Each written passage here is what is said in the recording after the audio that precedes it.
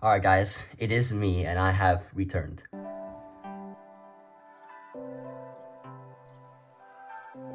Alright guys, so yes, it is me and I have just been busy for the past few weeks, but I'm glad to be back. And this trick fooled me when I first saw it, so I thought it would be good to share it with you. And this trick is super easy, and once I learned how to do it, I was like, I have to share this on my channel. So without further ado, let's just get into the performance of this trick. The deck can start off being borrowed and shuffled by the spectator until they are satisfied. Alright, and now the spectator will go ahead and freely pick any card that they would like. And let's just say they pick this card right over here. And for the performance, I'm not going to look at this card. So go ahead and remember this card to the best of your ability. Alright, so now with the selected card, here's what we are going to do. We're going to give the rest of the cards some shuffles, like this, just to mix it up. And I'm going to go ahead and split the cards into 3 piles, just like so, okay? And the spectator can freely place it on any pack that they would like. And let's just say they place it on top of this packet, and perfect. We're going to go ahead and just put the cards on top of each other, just like so. Alright, now the magician will go ahead and deal the cards into some piles with no real order to the cards, but just random piles, or so it seems.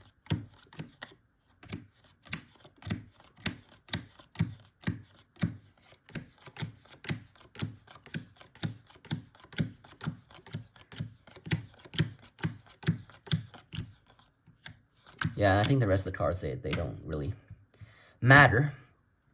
But anyway, the cards are now sort of in a very, very mixed order. So we're going to mix up the cards a little bit. So let's just say we're going to take out this packet and this packet.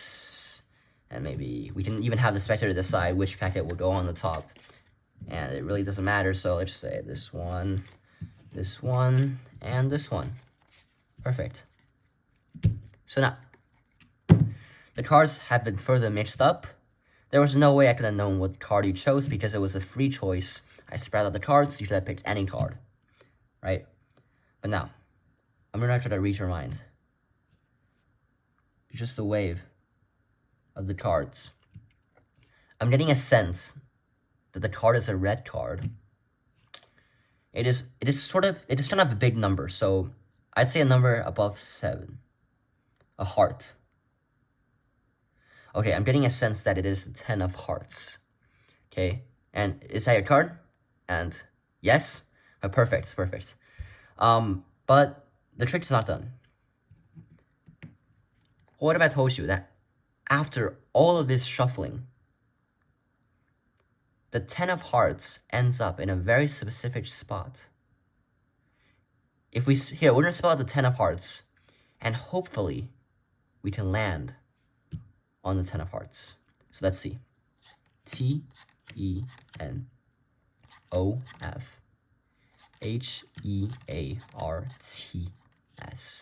And we land right over here at this card. And if everything has gone right, this card will be the 10 of hearts. If you like that trick, make sure to stick around for the tutorial. Alright guys, so here is going to be the tutorial for the trick that you just saw.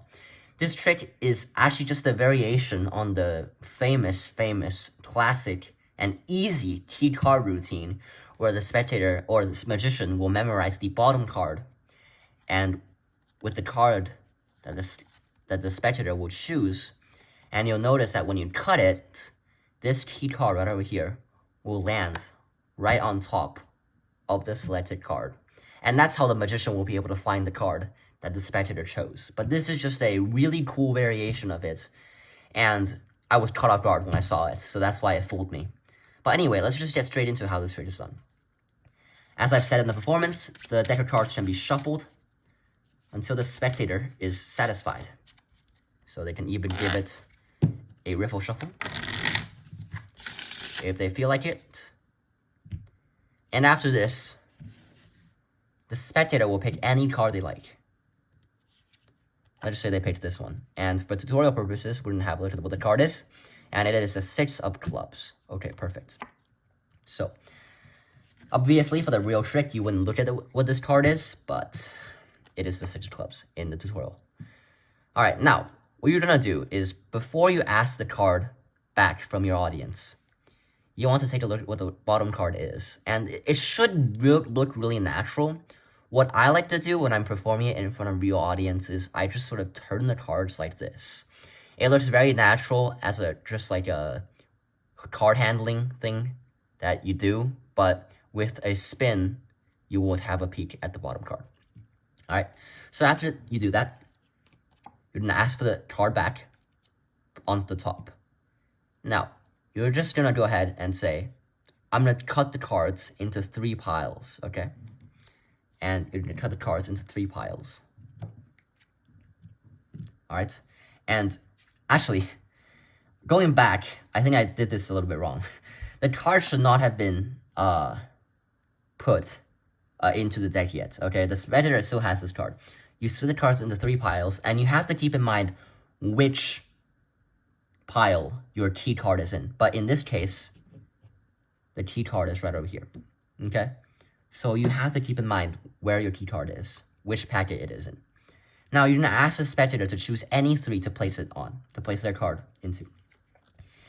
If they pick one of the 2 piles that doesn't contain your key card, you will then just place it on top and place the deck with your key card on top.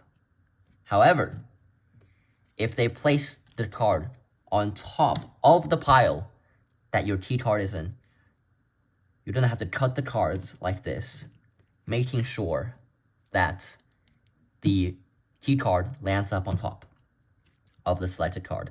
And after that, you can just place one packet on top and the other packet on bottom.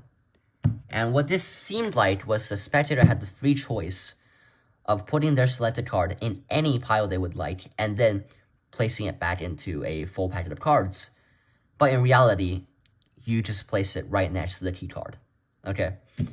And now after this, the second part of this trick is pretty simple, okay? With your key card memorized, which in this case will be the 3 of clubs, you're going to start dealing cards from the top. And there's no specific number that you deal, but you just deal some cards and you move on, okay? And usually what happens is by the time you get to the second packet and move on to the third, you would have about 2/3 of the card remaining. And now you will start dealing this third packet until you see your key card. So let me demonstrate. We're going to go through the cards like this one by one until you see the 3 of clubs. There you have it.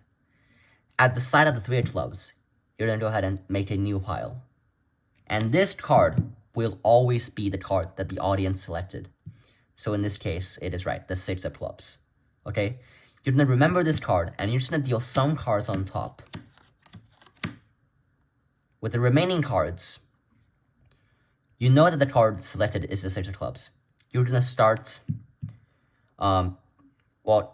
spelling out the 6 of clubs in this new packet. So you're going to spell out S-I-X, but this is all happening in your mind. O-F-C-L-U-B-S.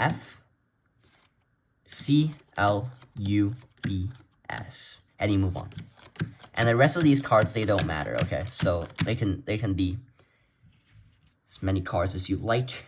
And yes, so far, this is the number of cards that you need for the 6 of clubs. So you're going to pick up the packet that you spelled out the audience's card with.